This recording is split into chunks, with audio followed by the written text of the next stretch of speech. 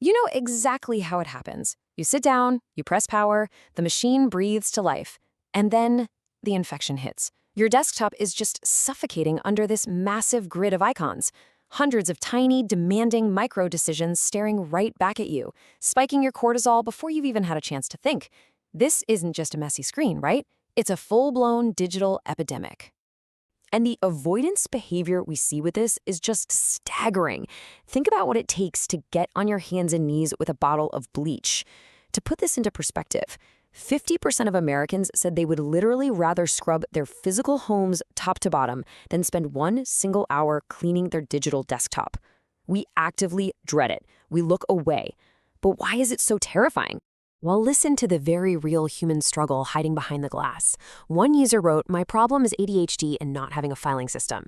And that right there is the true pathology of this whole thing.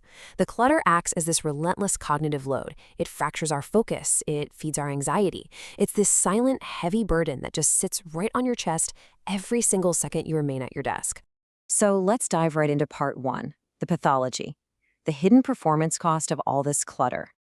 Now, the psychological toll is absolutely clear, but we really must investigate the physical host here. Does this digital pathogen actually harm the underlying anatomy of your machine? Or is that just, an old IT rumor? Well, the answer is actually hiding right at the microscopic level. Let's look at the actual cellular makeup of your files. Shortcuts? Totally benign. They're just tiny 1 kilobyte pointers. Your system processes them without even a spike in its heart rate. But raw data, those massive uncompressed images, heavy video payloads, huge stacks of PDFs, these actually force your machine's rendering engine into an exhausting infinite loop. See, because the desktop is an active shell namespace, it never sleeps. It's basically an insomniac. Every single time your computer wakes up, or even just changes resolution, it absolutely must scan those raw files. It strangles your memory. It forces extreme input-output disk scanning just to draw those high-resolution thumbnails. Your machine is practically suffocating before you even click a single application. And suddenly, the symptom becomes physical. If you're using a modern OLED monitor, those static desktop icons pose a real, irreversible threat. We're talking about severe hardware degradation here. Ghostly outlines permanently burned right into the screen. Your clutter is quite literally scarring the glass.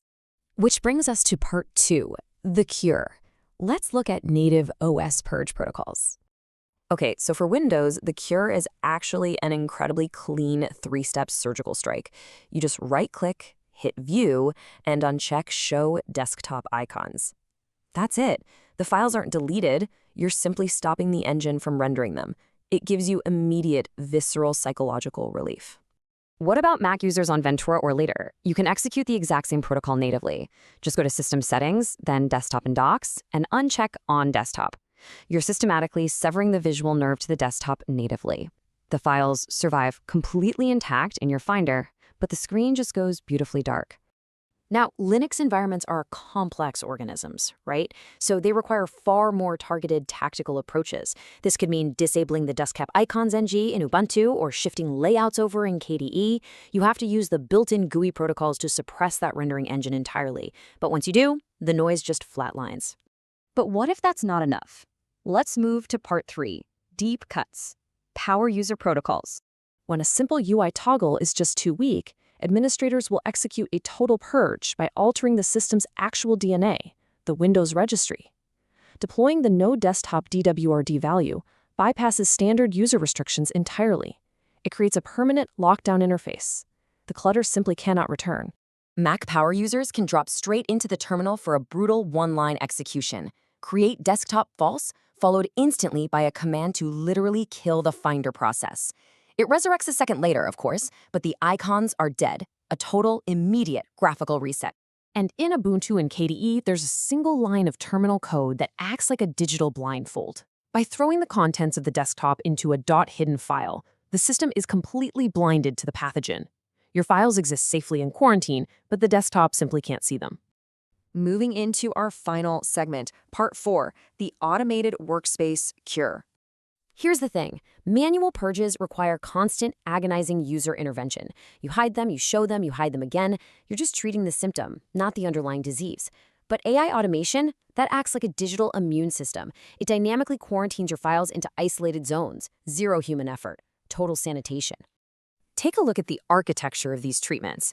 Stardock Fences absolutely dominates the commercial space, but honestly, it relies on some pretty heavy legacy code. It leaves a footprint.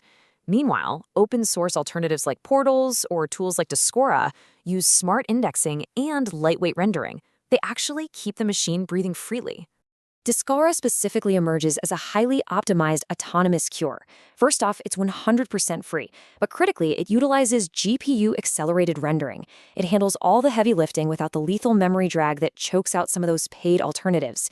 It sorts the chaos completely autonomously. It's curing the desktop without slowing the patient's pulse. But what about those critical high-stakes scenarios? Like a live presentation where one stray notification popping up could literally be fatal to your pitch? Well, tools like Quick Present execute a complete psychological lockdown. One keystroke, the icons vanish, the audio mutes, your notifications flatline. It is absolute zero-friction focus. Just a single click, the visual noise vanishes, and the desktop is completely silent. Because reclaiming your machine's anatomy, and frankly, your own psychological serenity, it doesn't require hours of agonizing organization.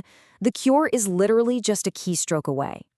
So, as we wrap up this explainer, I want you to look really closely at your own screen right now. Ask yourself the uncomfortable question. Is your workspace a clinical environment deliberately designed for deep focus?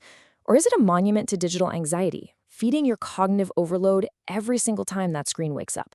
The cure is sitting right in front of you. Eradicate the clutter. Protect your machine's anatomy. Take back your mind. The only question left is, what will you conquer when the noise is finally gone?